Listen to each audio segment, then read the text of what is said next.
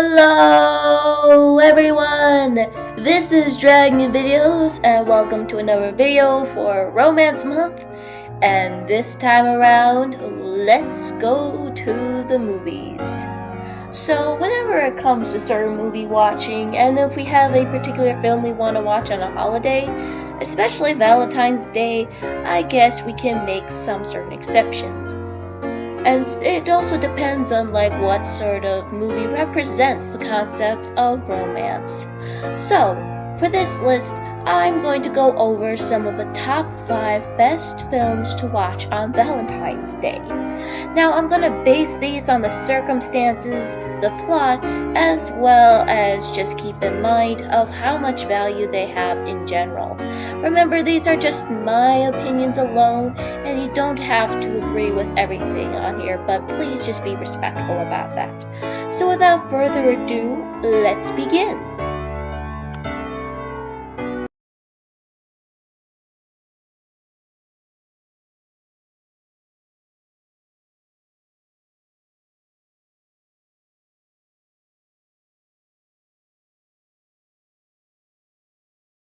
So, with Overboard, this one was a very interesting one. I didn't even know this film existed until I happened to come across it by chance, mainly with the clip. So, I decided to check it out and I thought it was a pretty decent film. But the reason why I put it number 5 on this list is because there are some things that would not sit well with modern day audiences. Mostly the whole plot of it, but I'm just going to able to take it at ear here. So hear me out. This story focuses on a widower who's trying to get some cash in order to maintain his livelihood with his 4 boys. The problem is, his latest client was a snobby rich woman named Joanna. I am sorry if I can't remember the male character's name at the moment, but anyway, so Joanna and he got into a very big fight over a closet. And overall, it resulted in him going flung overboard. But in an ironic twist of fate, when she forgot to bring her ring down from outside the yacht, she tried to get it, but ultimately wound up being overboard herself and had to be rescued, and thus resulting in her suffering some amnesia. As a form of payback, the widower decided to bring Joanna in when her husband refused to come over to take her. So, he is basically using her to take care of some of the chores around the house, as well as looking after his sons while he has to do other stuff. So of course, this is where I feel like the ethics get a little debatable about it. I mean, sure, some of this thing is not exactly best happening in life, as well as the circumstances behind it of taking an amnesic woman as well as a form of payback and gaslighting her to be a servant, while at the same time the husband, as I said before, practically ditched her in a mental institution and decided to go partying out in Vegas, while the widower was kind enough to at least bring her home to an environment where at least she could get some reality check. As well as, ironically enough, this reality check allowed her to be the better version of herself that she never even dreamed possible. Joanna became the mom that the boys desperately needed, as well as she finds out that she finds a life that's worth living compared to the last one she had in the past. And of course, she slowly falls in love with this guy. I mean, true, she was slowly remembering of who she was, as well as she does get angry with him later in the episode when she finally gets all of her memories back. But she wasn't exactly very innocent herself, considering that she started all this by throwing him overboard along with his tools. So, after coming back onto the boat, she finally realizes of how much this guy meant to her, and then decides to go and be with him. Now, Overboard had a very interesting story to go on. A woman who suffers some amnesia after falling out of a boat, and of course, trying to actually get along with the guy she did wrong to. Now, of course, there are some things that are a little messed up, but I do find this relationship endearing over time, as well as the prospect that this is a love story where people just change for the better, even if the circumstances is a bit weird.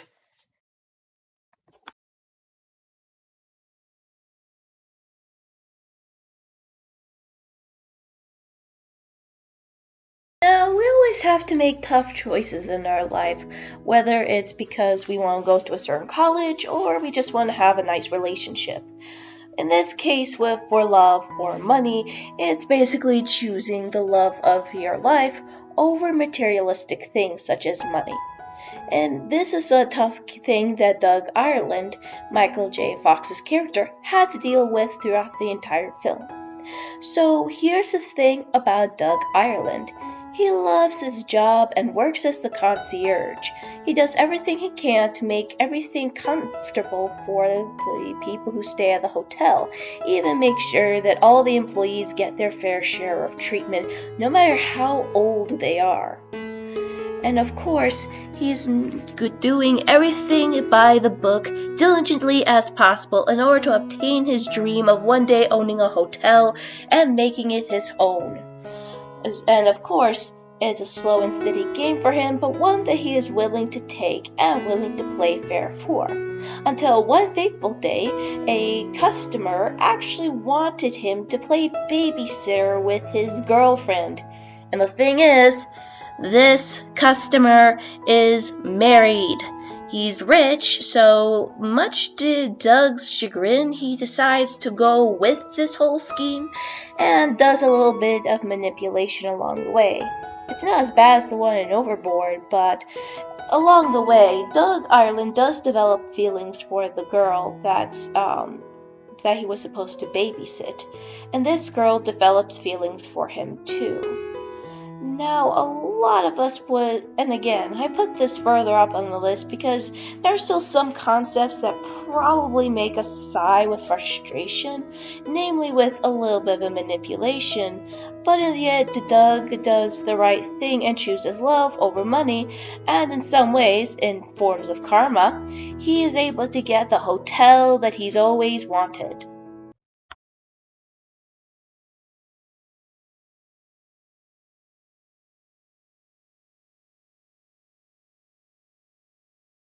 Now, with Isn't It Romantic, this one's interesting. This isn't about two people falling in love. Oh no, no.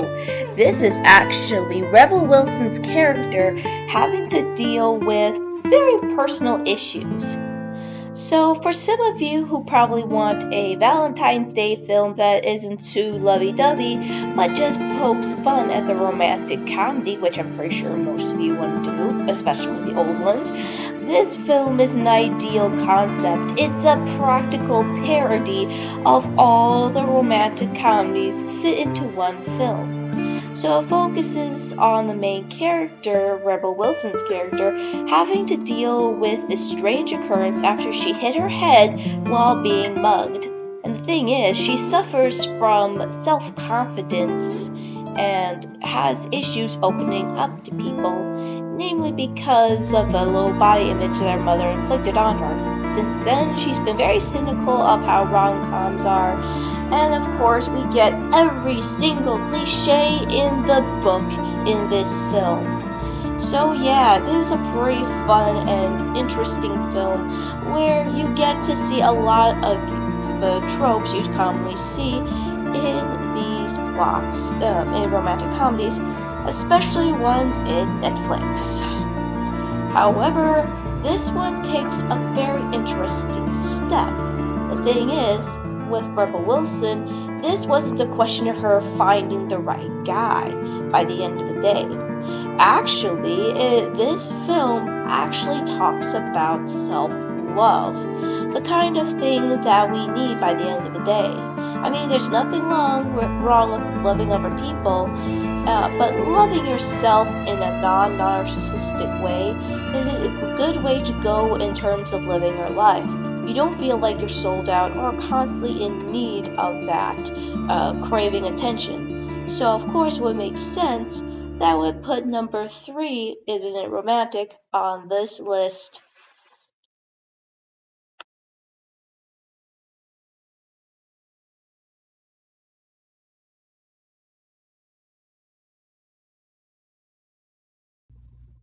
So, whether this being the live action version of Beauty and the Beast or basically having the animated one, the Beauty and the Beast Disney version was always a beloved treasure. Mostly about looking beneath the surface of what appears to be. After all, it's learning about how to love others beyond their looks, and I feel like this is an ideal story that talks about it. So, it basically talks about Belle, a young girl in a village who's very smart, and, well, her brain is a bit too big for the town that she lives in, as small-minded is a proper term that her father would like to use. So Belle struggles with fitting in, and of course, the only person who seems to want to talk to her aside from her father in the village is Gaston. To their credit, both versions of Gaston are pretty horrendous, and it is pretty understandable why Belle is not exactly too fond of the village she lives in. I mean, as handsome as Gaston is, his personality is yikes. He's just too possessive of her. And then, of course, you are probably familiar with how later on Belle becomes prisoner. I also feel like Emma Watson does a good job of Belle. True, the singing portions were a bit tricky for her, but to be fair, this is probably one of the few roles she ever did outside of the Harry Potter franchise, so at least give her some kudos for trying. Anyway, Beauty and the Beast is definitely talking about valuing people beneath the surface of physical beauty alone. And again, I feel like it is a treasure worth talking about because it does in some ways put it into a context. I know some people say it is Stockholm Syndrome, but rest assured it isn't. There's a video talked about that through Cinema Therapy about the definition of Stockholm Syndrome and how it's not a reflection of that. Putting that aside, Beauty and the Beast definitely talks about, again, I feel like this film is ideal, even as a Disney film, to actually watch on Valentine's Day, especially if you're in a relationship where there's more going on beneath the surface.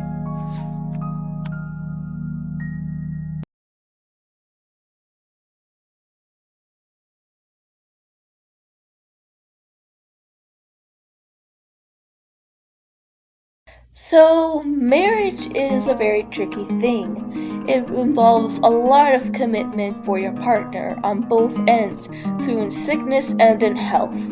So, in a lot of ways, it would seem easy, right? Well, not quite. You would have to figure out how to keep that relationship alive even as time wears on. And in this number one video or movie, I felt like Date Night seemed the most ideal film to watch on Valentine's Day because it does tackle relationships and how to keep them alive, even though some of the things may not be realistic. Steve Carell and Tina Fey do a wonderful job of portraying a struggling couple who need to work on their relationship. So, Phil and Claire Foster, the characters that these two are playing as, are your average run-of-the-mill couple who juggle family life with personal life, as well as they're kind of stuck into a certain routine during their date nights. It's not like they hate each other or anything, and their relationship is pretty decent. It's just they're stuck in a certain routine.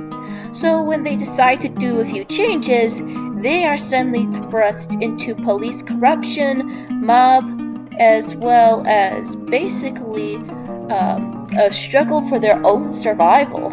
So yeah, you can imagine the crazy stuff that went on with this movie, along with several car chases, having to practically avoid being shot at, and of course, several other things that I probably would not want to mention in this.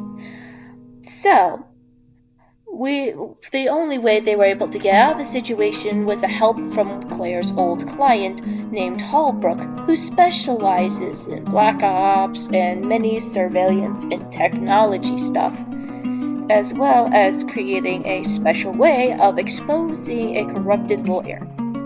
So, one of the things I'd also like to mention about this film is that these characters pull off some smart decisions. Like, for example, they decide to call the babysitter and have the kids relocated just in case the police officers decide to go over to their house since they stole their wallets and ID in hopes of getting their children, hold them hostage.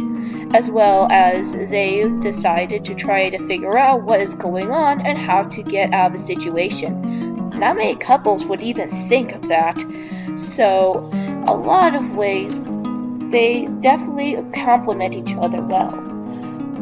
Phil slowly begins to realize the importance of his relationship with his wife, and thus these two have a reawakened relationship. One that's sort of where, after all the craziness they've been through, they begin to appreciate their mundane life a little bit more.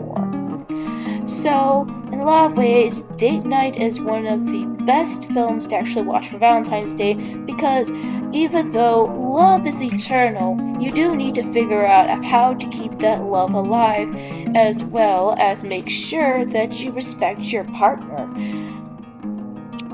This is definitely a topic worth talking about. And this is something that has to exist all year long, not just through Valentine's Day alone. So, these are just my thoughts, and I'd like to hear yours. What is your ideal Valentine's Day film to watch? Remember to comment, subscribe, as well as check out my community page whenever possible. This is Dragon Videos, signing off.